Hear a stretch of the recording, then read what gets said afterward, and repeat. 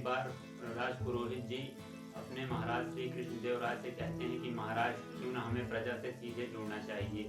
तो फिर यह सुनकर प्रजा में उपस्थित सभी लोग हैरान हो जाते हैं और राजपुरोहित की तरफ देखने लगते हैं। तो फिर महाराज पूछते हैं कि राजपुरोहित जी साफ साफ बताइए कि आप कहना क्या चाहते हैं। तो राजपुरोहित जी कहते हैं कि महाराज क्यों न हमें अपने राज्यसभा में हुई सारी बातों को, केवल गुप्त बातों को छोड़कर प्रजा के सामने रखना चाहिए। इससे हमारे और प्रजा के बीच का संबंध भी अच्छा रहेगा और हमें प्रजा से कुछ समाधान भी प्राप्त हो जाएगा। तो फिर यह सुनकर मंत्री और सेनापति जी ने आपस में क्षण भर में ही पता नहीं क्या खिचड़ी पकाई कि वे बोले कि हाँ महाराज, यह उपाय तो बहुत बढ़िया है, इससे हमारे और प्रजा के बीच का संबंध बहुत बढ़िया रहेगा।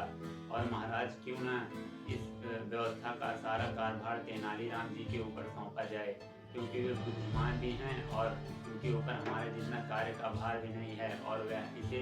अच्छे से कर पाएंगे। तो यह सुनकर महाराज कहते हैं कि ठीक है तेनालीराम, अब सप्ताह के अंत में तुम राज्यसभा में हुई सारी बातों को एक कागज में लिखकर दारोगा जी को दे देना और वे मुनादी वाले से मुनादी करवा देंगे। तो फिर यह सुनकर तेनालीराम जी समझ जाते हैं कि यह मंत्री और सेनापति की चाल है कोई, और उसमें राजपुरोहित जी भी मिले हुए हैं। तो फिर वह कुछ नहीं बोलते और अपने मन में कहते हैं कि इनके इसके प्लान में इन्हें ही फंसाऊंगा चाहे जो हो जाए। और फिर सप्ताह के अंत में तेनालीराम जी वैसा ही करते हैं, एक कागज में राज्यसभा में हुई बातों को लिखते हैं और दारोगा जी को दे देते हैं और दारोगा जी मुनादी वाले को दे देते हैं। मुनादी वाला चौराहे पर पहुंचता है और बोलता है कि सुनो सुनो सुनो, महाराज ने नई व्यवस्था लागू की है, इसमें राज्यसभा में भी बातों को प्रजा के सामने रखा जाएगा और प्रजा से समाधान भी मांगा जाएगा। तो फिर यह कहकर भी राज्यसभा में भी बातों को शुरू करता है और कहता है कि पहले दिन यह घटना हुई कि महाराज ने न्याय व्यवस्था के बारे में जानकारी प्राप्त करनी चाहिए और उन्होंने कहा कि पुरानी न्याय व्यवस्था की जो अच्छी बातें हैं उसे नई न्याय व्यवस्था में ला दिया जाए, जिससे कि जो निर्दोष हैं उन्हें अच्छा न्याय मिले और अत्याचारियों को सजा मिले। और इसके बारे में उन्होंने राजपुरोहित जी से कुछ सलाह लेनी चाहिए, लेकिन राजपुरोहित जी को इसके बारे में ज्ञान नहीं था, तो वे शांत बैठे रहे और इस पर महाराज ने उन्हें खूब भड़काया। और फिर अगले दिन महाराज ने अपने राज्य की सीमा के बारे में जानकारी प्राप्त करनी चाहिए, लेकिन उस दिन सेनापति राज्यसभा में देर से आए और महाराज ने उन्हें खूब फटकारा। और इसी प्रकार फिर सप्ताह का अंत हो गया और फिर उसने कहा कि अब अगली सभा की बात अब अगली सभा में होगी। तो फिर वह चला गया अगले चौराहे पर और फिर इसी प्रकार हर सप्ताह तेनालीराम जी ऐसे ही उन्हें खूब उल्टा सीधा लिखकर भेजने लगे और उसमें अपने आप को खूब बढ़ा चढ़ा कर बताते थे, जिससे धीरे धीरे गुप्तचरों द्वारा जब मंत्री और सेनापति को यह बात पता चली तो उन्होंने आपस में एक सभा बैठाई और बोला कि